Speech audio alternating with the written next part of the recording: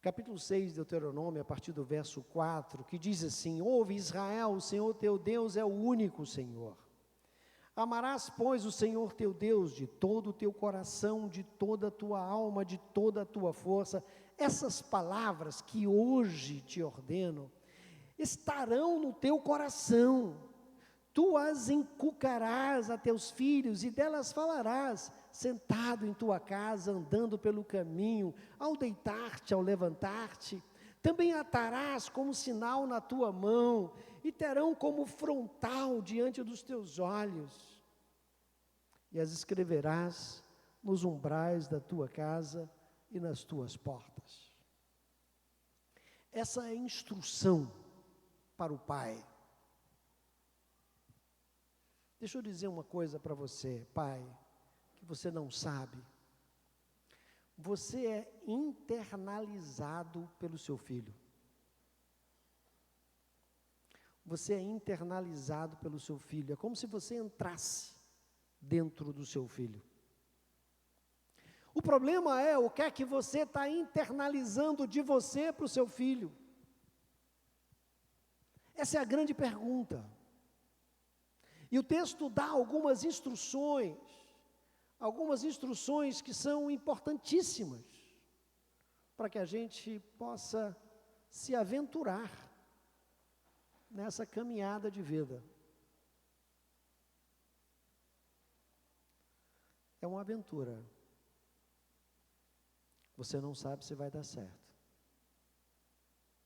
Você não sabe o que vai encontrar pelo caminho. Mas você pode ir com mais ou com menos segurança. Esse texto ensina algumas coisas. Primeiro, você ensina para o seu filho o que está no seu coração. Não se iluda, achando que você consegue enganar seu filho. Não se iluda achando que você consegue fazer figura para o seu filho, porque o seu filho, antes de entender você, ele já sentiu você. Ele sente.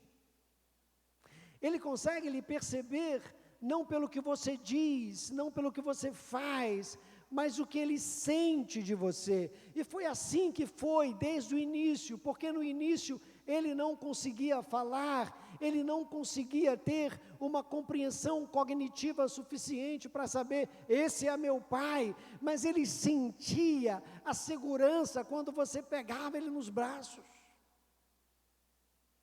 Eu digo a você, seu toque é diferente,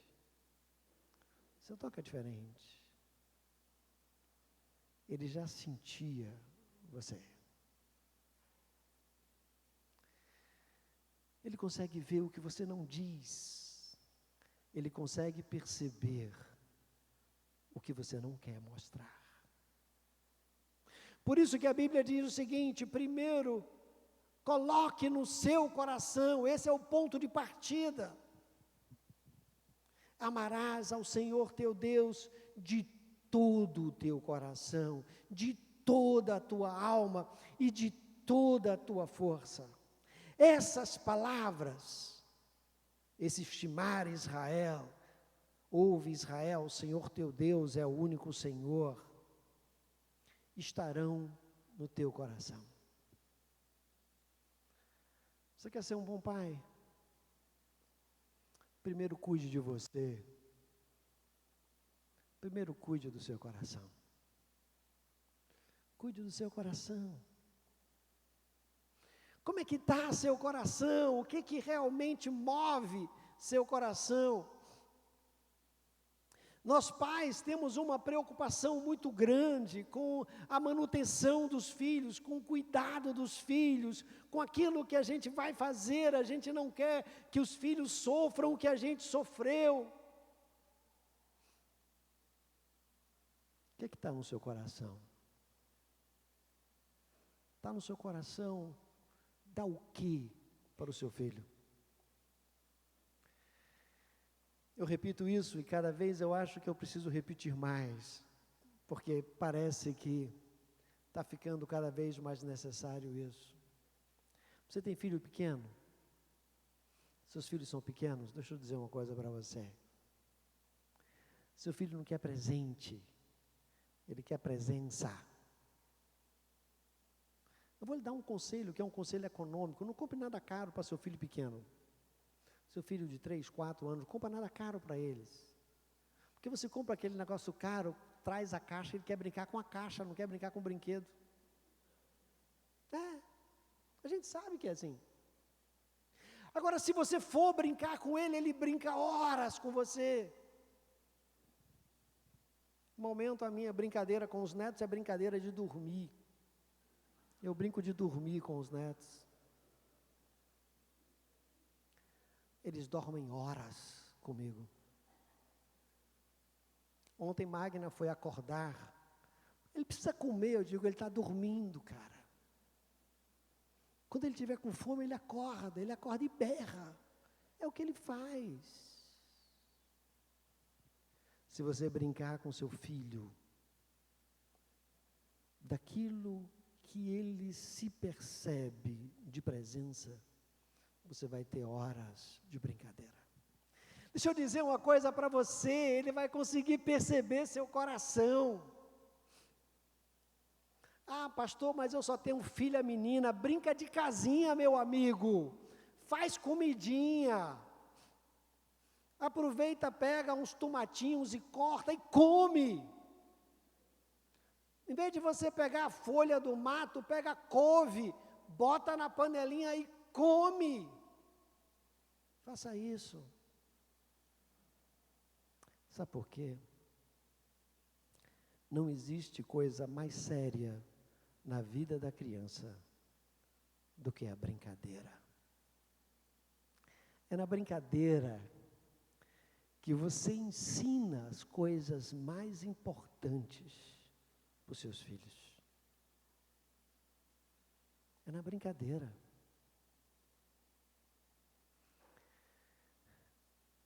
Eu às vezes saio com o Guilherme, a gente vai para o shopping, e tem lá uma PlayStation no shopping. E eu vou jogar com ele aquele brinquedo que você bate numa mesa de vento. Eu ganho pelo menos umas 3 ou 4 partidas seguidas dele. Não deixo ele ganhar. Ele fica frustrado. Quando eu vejo que o nível de frustração está muito alto, eu dou um jeito de disfarçar para uma bola passar. Aquela fichazinha. Naquele momento, ele está tendo uma lição enorme. A lição que ele está tendo é: eu só vou ganhar para meu avô se eu insistir em jogar. Não vai ser fácil ganhar para meu avô. E eu sei que ele adora quando eu erro. Ele se diverte. Para ele, fazer uma pergunta que eu não sei é uma coisa maravilhosa. E ele sempre pergunta de time de futebol e eu realmente não sei. Ele olha para mim e diz: vô, você não sabe de nada, meu avô. Mas quando ele quer perguntar alguma coisa, quando ele quer saber alguma coisa, ele sabe onde procurar. Ele sabe que o nada que eu sei é um nada diferente do nada de outras pessoas. No momento em que a coisa aperta para ele, que ele não consegue dizer para as pessoas, ele consegue dizer para mim. É muito difícil isso. Porque são coisas difíceis de dizer. Primeira coisa que você precisa entender, pai: cuide do seu coração. Seu filho percebe. Eu brincava quando meus filhos eram pequenos, eu brincava dizendo a eles o seguinte: todo homem tem defeitos. Eu sou homem, logo eu tenho defeitos. eu nunca vi nenhum, mas eu sei que tem. E eles começavam a dizer os meus defeitos. Eu fazia isso de propósito, eu fazia isso para eles dizerem, para eles perceberem que havia e há defeitos.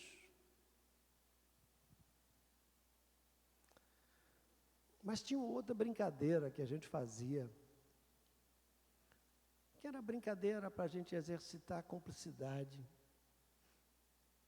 Eu pegava uma garrafa de Coca-Cola na geladeira, me escondia num quartinho que tinha lá em casa, 3 copos, uma garrafa, e dizia: não conte para sua mãe. Claro que ela sabia, acabou de sumir uma garrafa de Coca-Cola da geladeira. Sumiram os 3, precisa contar. Mas naquele momento, havia uma relação de cumplicidade tão grande, que até hoje se mantém a mesma cumplicidade. Deixa eu dizer uma coisa para você. Brincadeira é coisa séria para criança. Nunca se esqueça disso. Cuide do seu coração, porque você precisa ensinar à criança aquilo que é o valor maior da vida. E o valor maior da vida não é as coisas que ele pode ter. A gente se equivocou muito, porque a gente estabeleceu uma relação de sucesso muito difícil. A gente colocou sucesso em o que a gente consegue de emprego, o que a gente consegue de salário, o que a gente consegue de bens, a posição social que tem. O cara mais bem-sucedido que eu conheci foi meu pai. Que no inventário dele a gente nem pagou nenhuma taxa. O cara mais bem-sucedido. Ele só tinha de bens uma casa e um carro. Tudo que ele tinha. Mas foi o cara mais bem-sucedido que eu conheci. 18 anos, ele não sabia nem ler e escrever direito. Morava numa fazenda com mais 12 irmãos, pai e mãe. Ele saiu dali, foi para o Instituto de Carolina, que era o Instituto da Convenção Batista Brasileira, da Junta de Missões Nacionais, fez o 2º grau, depois foi para o Seminário do Norte, fez o bacharelado em Teologia, fez licenciatura em Filosofia. Quando ele morreu, eu descobri que ele tinha licenciatura em Psicologia, e nem ele sabia. Mas está lá, eu peguei a carteirinha dele, de licenciatura em Psicologia, está comigo, eu guardei isso. Criou 5 filhos, sem que a gente percebesse. A gente veio perceber as dificuldades depois de grande, né? Porque depois de grande é que você olha e diz: cara, foi difícil. Nunca vi meu pai reclamar de nada, nem de dor. Ele não tinha cartilagem da bacia e do fêmur. Quando mexia, fazia assim, poc! Ele só fechava o olho.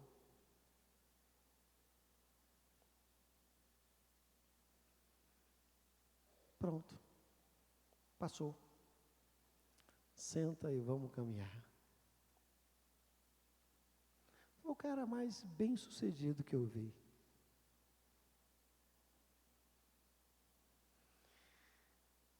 Porque o sucesso não está naquilo que você consegue. Eu digo para você, seu filho percebe isso. Não estou dizendo que você não deve lutar para ter as coisas. Vá, faça o que você tem que fazer. mas não perca de vista o que é essencial. Essencial ouve Israel, o Senhor teu Deus é o único Senhor. Não tem outro Senhor. E eu digo sempre, dinheiro é um bom servo, péssimo senhor. Porque a Bíblia diz que quem ama o dinheiro, dele nunca se farta. E o amor ao dinheiro é a raiz de todos os males. O pessoal diz que é o dinheiro que é a raiz de todos os males. Não, não é o dinheiro. O dinheiro não é a raiz de todos os males. É bom ter dinheiro, né? O pessoal diz, eu quero ser triste na França. Você pode ser alegre na França, qual é o problema? Né? Seja alegre fazendo um cruzeiro Europa, Estados Unidos, América Latina. Qual o problema? O problema não é ter. O problema não é usar. O problema é amar. E tem gente que ama o dinheiro. Por isso dele nunca se farta. E sacrifica todo mundo e todas as relações pelo dinheiro. É um bom servo, um péssimo senhor. Pais, vocês precisam ensinar, verso 7 diz, as inculcarás, as repetirás. Isso é interessante porque isso na tradição judaica se tornou muito forte. Dela falarás sentado na tua casa. Para você poder falar sentado na sua casa, você tem que sentar na sua casa. Você tem que sentar. Senta com seu filho. Né? Senta com seu filho. Se você não tem tempo, porque você trabalha muito, tira um dia.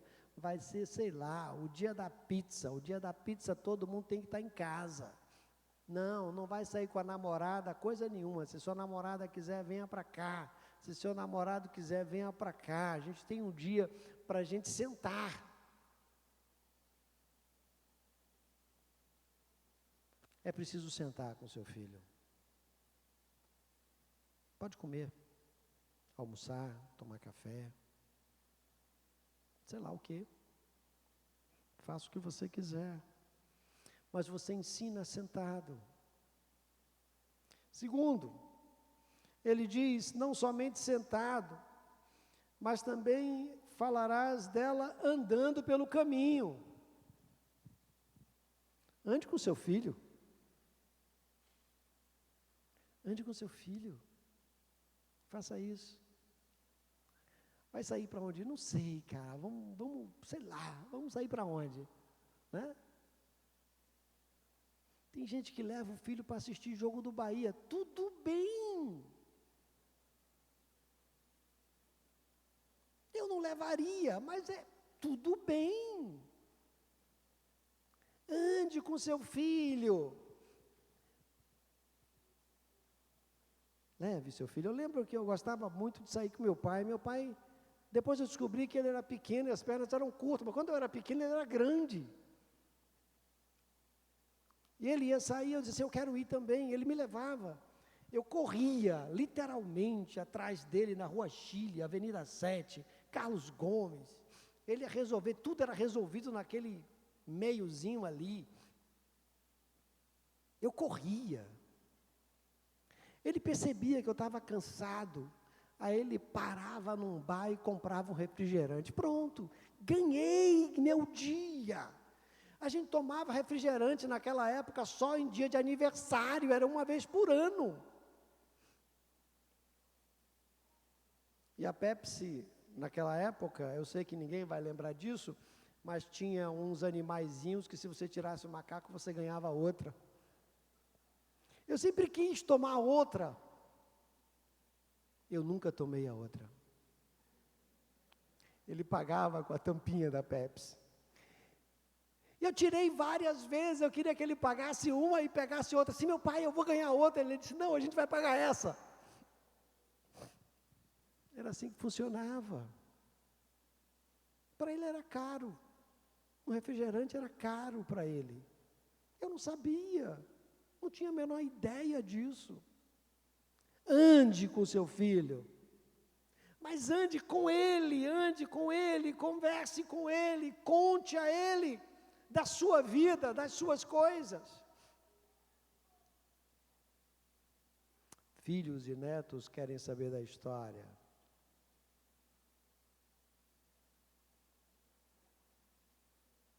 Guilherme gosta de saber das histórias das minhas viagens. Conta aí, vô, aquela história. E aí ele diz o nome dos personagens da história. Ele gosta de ouvir as histórias. Seu filho quer saber como é que foi sua história. Para você é óbvio, para ele não estava lá. Vô, conta aí como era meu Dindo quando ele era pequeno. Eu conto. Até porque expõe. E eu vou contar para os meus netos como eram os pais quando eles eram pequenos. Eu vou contar. Conte sua história, andando com seu filho. Ali você está ensinando a ele muito mais do que você imagina. Você está dando a ele um sentimento de pertença. Cara, olha, eu lembro que quando Maeli foi para Fortaleza, nós reunimos todos os tios de Magna em um jantar. E aí começamos a conversar e começamos a rir, e eles começaram a contar as histórias quando eles eram pequenos, e com as histórias dele, e a gente rindo. E eu lembro que Myron disse assim: cara, agora eu já sei de onde eu vim. Isso aqui tem a ver comigo. Essa sensação de pertença que a gente vai criando na medida que a gente vai conhecendo as histórias. Caminhe com seu filho, ande com seu filho. O texto diz também ao deitar-se e ao levantar-se. Talvez os pais hoje não tenham muita noção do que é colocar o filho para dormir. Talvez se você tivesse noção disso, você faria isso com mais frequência. Coloque seus filhos para dormir. Seja lá qual for o método que você use, se não for o método de desmaiar, está de boa, entendeu? Se você vai contar uma história, ou se você vai usar outro método, ficar deitado, segurar a mão, não importa. Mas quando você faz isso, você dá à criança a tranquilidade da segurança do dormir.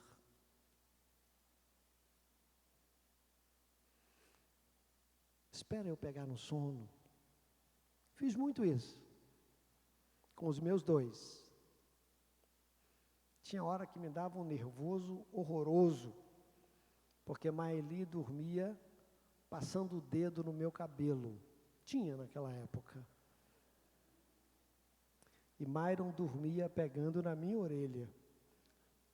Você ficar 1 hora com uma pessoa pegando na sua orelha é de enlouquecer.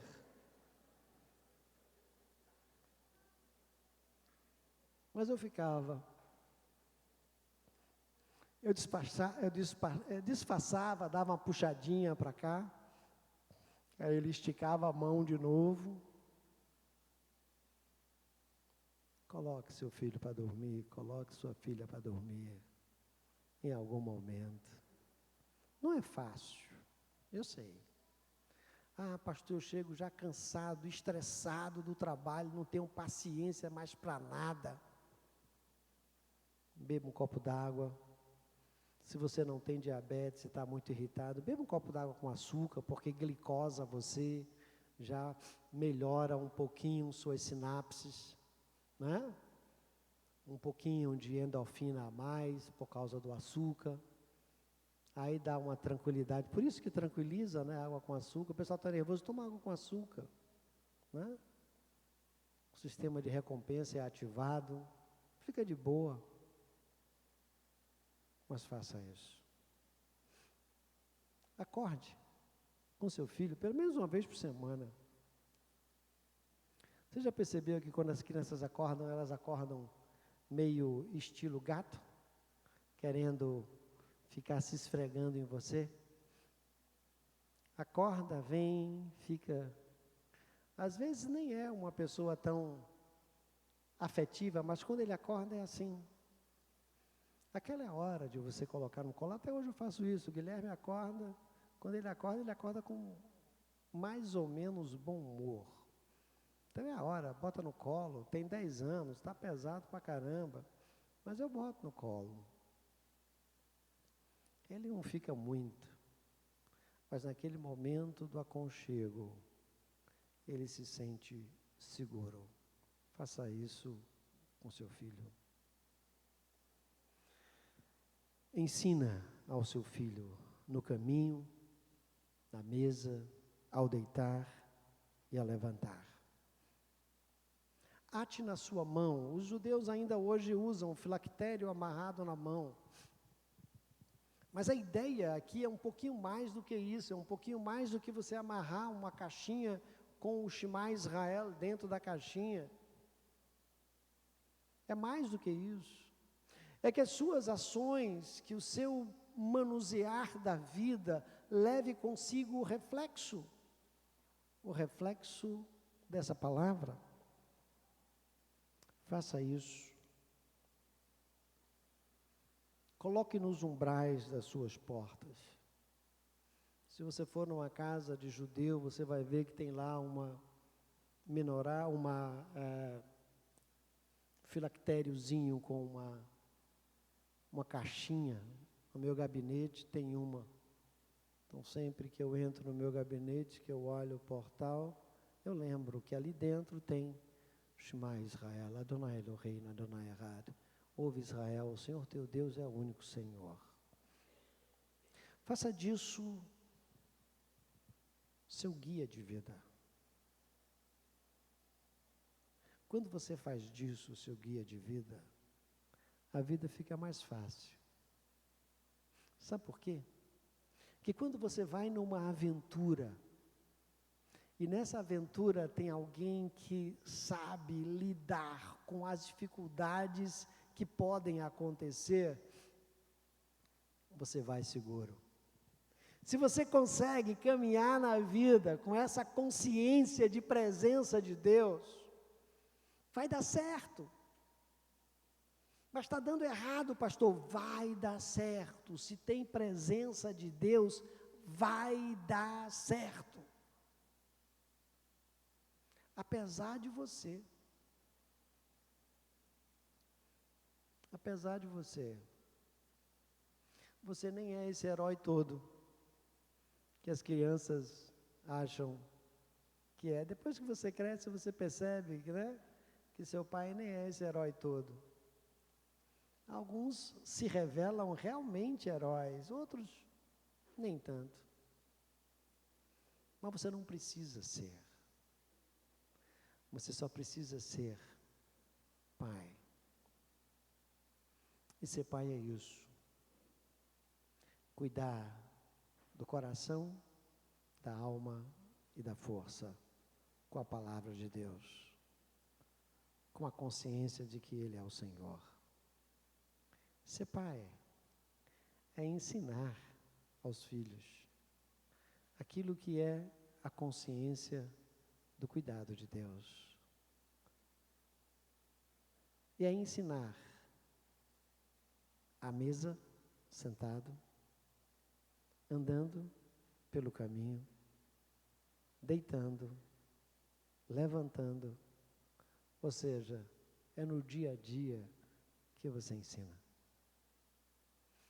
Ser pai é partilhar a vida no dia a dia da vida. Quando a gente pensa nisso, quando a gente tem essa consciência disso, fica mais fácil essa aventura. E eu sei que a gente quer olhar e ver o que foi que a gente fez dos nossos filhos. Há umas 2 semanas atrás, estávamos no aniversário da minha mãe, eu contei isso acho que domingo passado, e minha mãe veio pedir perdão aos filhos pelos erros que ela cometeu como mãe. Ela disse, eu cometi erros, mas eu não sabia, né? E a gente disse, fica tranquila, deu certo. Não tem que acertar em tudo. Só tinha que ser mãe. Você não tem que acertar em tudo. Você só tem que ser pai. E ser pai é ser presença na hora de ser presença e ser suporte na hora de ser suporte. Criança, quando é pequena, quer presença, não quer presente. Adolescente, quer presente, não quer presença. Aprenda isso. Porque se você não ensinou quando era criança, vai ficar mais difícil para o resto do tempo. Então seja presença na vida do seu filho. Um dia eu vou falar para os avós também, não é? Seja presença na vida dos seus netos. A avó é refúgio emocional em momento de dor. É por isso que precisa de avô e avó, viu, pessoal? A avó é amparo. Né? A avó é amparo. Que Deus nos ajude a sermos pais melhores do que já fomos. Que Deus nos ajude a sermos pais de presença. E que nossos filhos possam ter a alegria de dizer, esse é meu pai. Eu não sei como é que você está nesse negócio, mas lembre disso. Cuide do seu coração. Esse é o primeiro passo. O resto acontece no dia a dia da sua vivência. Que Deus nos abençoe. Vamos curvar nossas frontes e orar ao Senhor. Pai querido, nós te louvamos pela oportunidade que temos da partilha desse momento. Pai, como é bom a gente poder pensar na paternidade a partir de Ti. É muito bom a gente perceber isso. Por isso nós queremos te pedir, Senhor, que Tu abençoes a cada pai presente nesse lugar, cada filho, que sejamos presença percebida, sentida, presença vivenciada, experienciada, e que a Tua graça seja manifesta em cada família, em cada lar, na vida de cada filho, na vida de cada pai. Te louvamos porque podemos buscar em Ti essa direção. Te louvamos porque temos a direção. E te pedimos a Tua bênção sobre nós, em nome de Jesus. Amém.